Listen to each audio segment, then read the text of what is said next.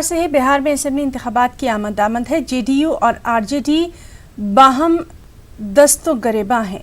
Corona वबा की वजह से इलेक्शन की तारीख में तौसी की अपील की जा रही है। इस बीच इलेक्शन ने खुद सियासी पार्टियों से तजावीज़ तलब की है और पूछा है कि ऐसे माहौल में इंतखाबात कैसे कराए जाए और इंतखाबात कराने की सूरत में किस तरह की तैयारियां ज़रूरी हैं।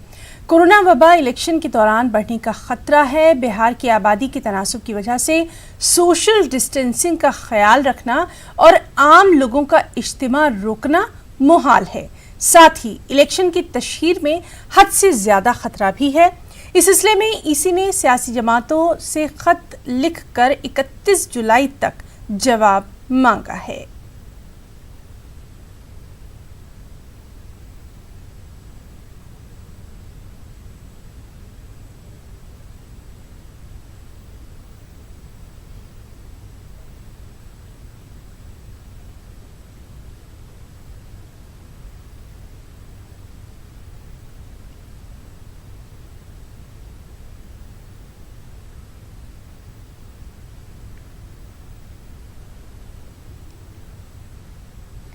मध्य प्रदेश के गुना में दलित किसान के